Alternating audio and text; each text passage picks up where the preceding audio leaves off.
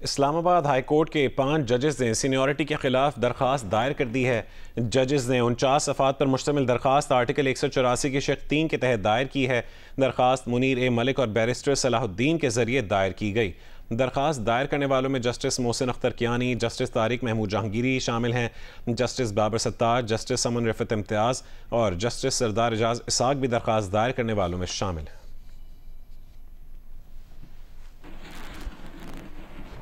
कराची में मुस्तफ़ा कत्ल केस में पुलिस ने मुलजिम अरमगान की निशानदही पर लोहे की रॉड बरामद कर ली है। दौरान तफ्तीश मुलजिम अरमगान ने इंकशाफ किया है कि लोहे की रॉड से उसने मुस्तफ़ा पर 2 घंटे तक तशद्दुद किया। उसके सर और घुटनों से खून बहने लगा। शराज की मदद से मुस्तफ़ा को उसी की गाड़ी में डालकर हब ले गए। गाड़ी की डिग्गी खोली तो मुस्तफ़ा जिंदा था। डिग्गी और गाड़ी के शीशे खोलने के बाद उस पर पेट्रोल छिड़का और मुस्तफ़ा को कहा कि डिग्गी और शीशे खुले हैं, हिम्मत है तो भाग जाओ। मुस्तफ़ा ने हरकत की कोशिश की लेकिन घुटनों पर चोट की वजह से वो हिल नहीं पाया। पुलिस ने अरमगान के बंगले से उसका जाली शनाख्ती कार्ड भी बरामद कर लिया है। मुस्तफ़ा कत्ल केस में मुलजिम अरमगान 4 रोज़ा जिस्मानी रिमांड पर है। रिपोर्ट करेंगे काशिफ मुश्ताक। आगे बढ़ते हैं। आईसीसी चैंपियंस ट्रॉफी में पाकिस्तान की पहले मैच में शिकस्त के बाद एक और बड़ा धचका लगा है। ओपनर फ़खर ज़मान इंजरी की वजह से टूर्नामेंट से बाहर हो गए हैं। फ़खर ज़मान की जगह इमाम उल हक को टीम में शामिल कर लिया गया है। आईसीसी चैंपियंस ट्रॉफी के पहले मैच में न्यूजीलैंड के खिलाफ फ़खर ज़मान को फील्डिंग के दौरान पसलियों में खिंचाव महसूस हुआ, जिसके बायस वो ग्राउंड से बाहर चले गए। बैटिंग में भी फ़खर मुकम्मल फिट दिखाई नहीं दिए। पीसीबी मेडिकल टीम ने फ़खर ज़मान की इंजरी का जायजा लेने के बाद उन्हें आराम का मशवरा दिया है। फ़खर ज़मान चैंपियंस ट्रॉफी में मजीद हिस्सा नहीं ले सकेंगे। दूसरी जानिब पाकिस्तान क्रिकेट टीम भारत के खिलाफ 23 फरवरी को होने वाले मैच के लिए कराची से दुबई रवाना हो गई। फ़खर ज़मान की जगह स्क्वाड में इमाम उल हक को शामिल कर लिया गया है। आईसीसी इवेंट टेक्निकल कमेटी ने इमाम उल हक को फ़खर ज़मान की जगह स्क्वाड में शामिल करने की इजाज़त दे दी है। आईसीसी चैंपियंस ट्रॉफी के दूसरे मैच में भारत और बांग्लादेश मद्दे मुकाबिल हैं। बांग्लादेश ने टॉस जीतकर बैटिंग का फैसला किया है। भारतीय बॉलर्स ने शानदार आगाज करते हुए बांग्लादेश की आधी टीम को पेविलियन भेज दिया है। चैंपियंस ट्रॉफी के मैचेस जियो सुपर से बराह रास्त नशर किए जा रहे हैं।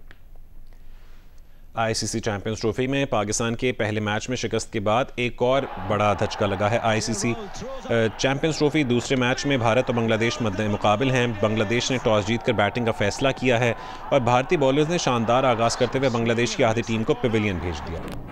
दुबई में ICC champions trophy group A में भारत और बांग्लादेश के दरमियान मैच जारी है। शायकीन की बड़ी तादाद मैच देखने पहुंची है। मजीद तफसील बताएंगे दुबई में मौजूद जियो न्यूज़ के नुमाइंदे सत्य आरिफ।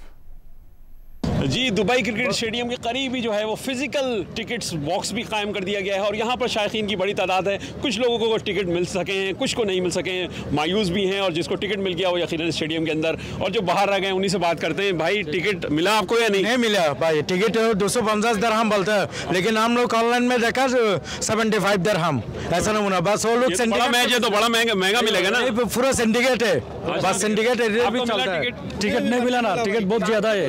मिल रहा है ना यहाँ से? अभी तो बहुत ज्यादा मांग रहा है। अच्छा, 250 में बोलता है। 250 दरहम का टिकट, क्योंकि बड़ा टूर्नामेंट है तो बड़ा पैसा लगेगा ना यार। अच्छा, कैसा देगा? हम तो कमती वाला चाहिए ना। अच्छा, कमती वाला चाहिए। कमती वाला तो फिर अभी टीवी में जाके देखो कमती पे तो नहीं, ऑनलाइन में देखते हैं तो 75 में। कितना एक्सपेक्ट कर रहे थे कि टिकट होना चाहिए?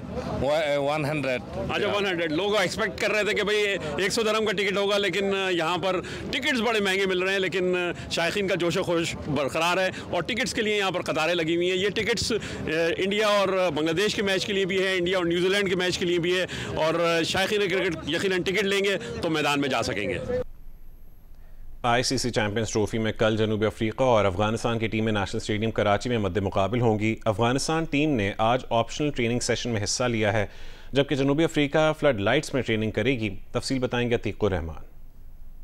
आईसीसी चैंपियंस ट्रॉफी का तीसरा और पाकिस्तान में दूसरा मैच नेशनल स्टेडियम कराची में कल खेले जाएगा अफगानिस्तान और जनूबी अफ्रीका की टीमों के दरमियान। और इस वक्त अफगानिस्तान की टीम जो है वो ट्रेनिंग कर रही है। आज उनका ऑप्शनल ट्रेनिंग सेशन है, इस वजह से आधे खिलाड़ी जो है वो ट्रेनिंग के लिए यहाँ पर आए हैं। जनूबी अफ्रीका की टीम जो है वो फ्लड लाइट में शाम में नेशनल स्टेडियम कराची में प्रैक्टिस करेगी।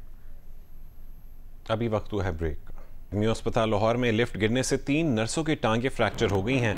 अस्पताल इंतजामिया के मुताबिक लिफ्ट में 12 अफराद मौजूद थे, 9 मामूली जख्मी हुए हैं। न्यू अस्पताल इंतजामिया ने कहा है कि लिफ्ट पुरानी होने की वजह से गिरी है। मजीद तफसील जानेंगे जी19 की नुमाइंदा उम्मे फरवा से। उम्मे फरवा, क्या तफसील है? इंतजामिया ने कहा है कि लिफ्ट पुरानी होने की वजह से गिरी, तो कोई मेंटेनेंस नहीं होती? जी बिल्कुल, मेयो हॉस्पिटल या कोई भी हॉस्पिटल है, वहाँ पे जितनी भी लिफ्टें गिरी होती हैं या गिरती रहती हैं, इसके वाकयात पहली दफा नहीं है, ये तो आए रोज वाकयात होते रहते हैं। लेकिन मेजॉरिटी अगर आप हॉस्पिटल में चले जाएं तो वहाँ पे लिफ्टें ज्यादातर बंद ही होती हैं और उसकी वजह यही होती है कि लिफ्ट खराब है।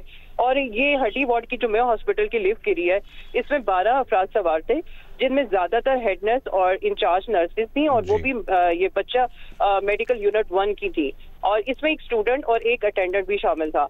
लेकिन जो 3 नर्सेज हैं वो ज्यादा जख्मी हुई हैं, जिनमें उनके पांव और टांगे जो है वो फ्रैक्चर हो गई हैं, और इस वक्त जो है उनका ज़ाहिर इलाज मुआवजा करके उनको एडमिट तो किया गया है। लेकिन बाकी जो 9 लोग थे वो मामूली जख्मी हुए हैं।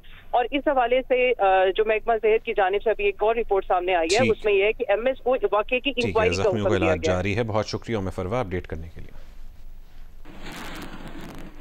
इस्लामाबाद में वफाकी वजीर पेट्रोलियम डॉक्टर मुसद्दिक मलिक तकरीब से खिताब कर रहे हैं। उन्होंने कहा है कि हर इकोनॉमिक एक्टिविटी के लिए सिर्फ जो जरूरी है पहले वो बताओ, और जो सिर्फ जरूरी है वो 4 चीजें सामने रखो, और बाकी सब खत्म कर दो। अगर जरूरत पड़ेगी तो आहिस्ता आहिस्ता ले आएंगे, सब खत्म कर दो। गैर जरूरी खत्म नहीं करना, सिर्फ जरूरी रखना है, इंतहाई जरूरी रखना है, बाकी सब खत्म करना है। तो ये है वो डीरेगुलेशन जिसके जरिए मुल्क चलेगा, परचून की दुकान नहीं, मुल्क चलेगा। बिल्कुल इसी तरह डाउनसाइजिंग की एक एक्सरसाइज चल रही है। मैं उसका सामना करके आया हूं, जिसमें हर इदारा जो पेट्रोलियम का है, वहां पे वजीर आजम की हिदायत के तहत जो बनी है, जो कमेटी बनी है, उसने कहा भैया इदारा क्यों है, और इस इदारे में इतने 1000, ये इतने 100, ये इतने 50 लोग क्यों हैं, और ये क्या कर रहे हैं। और क्या करने का सिर्फ एक मकसद है, वो है अवाम। अवाम के लिए क्या कर रहे हैं। कंपनी के लिए जब हम बात करते हैं कि हमारे तो जी एक वजारत है, वजारत में ये ज़रूरी है, उसके साथ एक, बिल्कुल वो कहते नहीं भाई, आपने ये बनाया है, मुझे ये बताएं कि इससे अवाम को क्या, गरीब आदमी को क्या फ़ायदा हो रहा है। उसका जो बोझ है वो पेट्रोल डालता है अपनी मोटरसाइकिल में या उसके चूल्हे में गैस जलती है, ये बताएं कि इस तंजीम का उस बात से क्या ताल्लुक है जो अवामी बात है, जिसका ताल्लुक गुर्बत से है, जिसका ताल्लुक महंगाई से है। सिर्फ ये बताइए कि आपका इतना बड़ा इदारा, इतनी बड़ी वजारत, इतनी उसके नीचे जो कंपनियां हैं, उनका आवाम से क्या ताल्लुक है। और जैसे कहा कि गैर ज़रूरी को ख़त्म नहीं, सिर्फ ज़रूरी को रखना है, बाकी सब ख़त्म करना है। बिल्कुल इसी तरह दूसरे प्रोग्राम के ज़रिए प्राइम मिनिस्टर ने यह कहा है कि सिर्फ वो चीज़ें जो अवाम को फ़ायदा देती हैं, सिर्फ वही तंजीमें, सिर्फ वही इदारे, सिर्फ वही वजारतें ज़िंदा रहेंगी, बाकी सब ख़त्म कर दो। तो ये है वो डीरेगुलेटरी प्रोग्राम जिसको मैं दीवार कह रहा था, एक कहानी दीवार जो सरकार और अवाम के बीच, उसको तोड़ने के जो तरीकाकार हैं वो वजीर आजम ने अपनी। वफाकी वजीर पेट्रोलियम मुसद्दिक मलिक इस्लामाबाद में तकरीब से खिताब कर रहे हैं। इस्लामाबाद हाई कोर्ट ने 190 मिलियन पाउंड केस में बानी पीटीआर और बुशरा बीबी की सजा के खिलाफ अपीलों को डायरी नंबर लगा दिया है। मजीद तफसील जानेंगे अवैस यूसुफजई से। अवैस बताएगा क्या तफसील इस खबर की। जी बिल्कुल, देखिए 190 मिलियन पाउंड केस में बानी पीटीआई और बुशरा इमरान की सजा के खिलाफ अपीलों को डायरी नंबर लगा दिया गया है। बानी पीटीआई की क्रिमिनल अपील को 63/2025, जबकि बुशरा इमरान की अपील का नंबर 64/2025 है।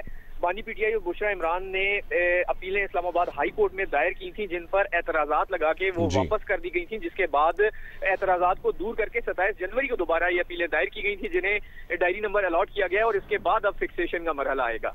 ठीक है, बहुत शुक्रिया वैस अपडेट करने के लिए।